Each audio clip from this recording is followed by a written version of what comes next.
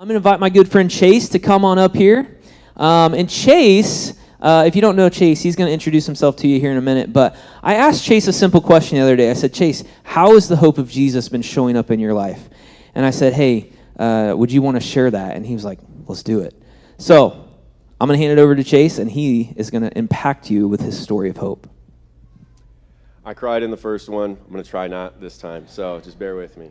Good morning, everyone. My name is Chase. My family and I have been attending Gun Lake Community Church for just over a year now, and just like Chris said, he had recently asked me, and I decided to share part of my testimony with you guys today. When I think of that, I think in this day and age, more and more people just put on their best selves. I call it my resume. Here's mine. I grew up in a good Christian home. I was an honor student. I received a scholarship to play soccer, later becoming an academic All-American. I then enlisted in the Marine Corps. I deployed 3 times, and I traveled the world. I attended GVSU and graduated with honors. I even served as the VP of the Student Veterans Association there. After graduating, I started a career within sales, and I self-promoted myself 3 different times. Sounds pretty good, right? But that's just my resume. It's not my truth. My truth is in my youth, I led myself. I wanted to lead myself to prove that I could do anything on my own. The more I led myself, the more wrong I did. The more wrong I did, the more undeserving of God's love I felt. And because of the way of feeling this way, I made the biggest mistakes of my life.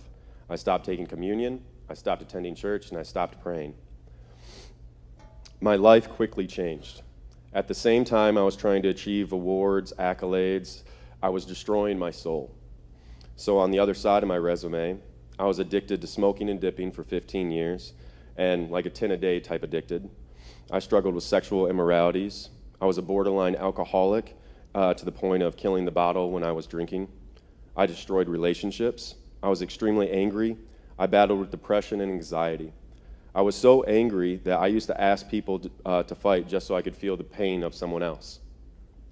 And the very same job I was promoted myself 3 times, I was later fired from. I was broken, and it didn't matter what I achieved. I was empty inside. So at the age of 30, I decided to pray again. I prayed about everything, and I had started to have honest conversations. I prayed about the good and the bad. The bad I asked God to take, and he took it. I prayed about the good, and I asked for more of it, and he gave it. Once again, my life quickly changed. He is our good, good Father. So on June 3rd, 2020, I wrote a check to my Father in heaven in the amount of my time, my life, and my purpose.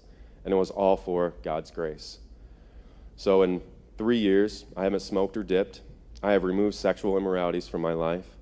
I don't drink to excess. I have restored my relationships. I no longer fight. And when I have negative emotions, I give them to God. I now have a life worth celebrating. I have a beautiful, God-fearing wife who grows with me every day. Well, there's a gotcha right there. We are blessed with 2 young men and just had our first baby girl.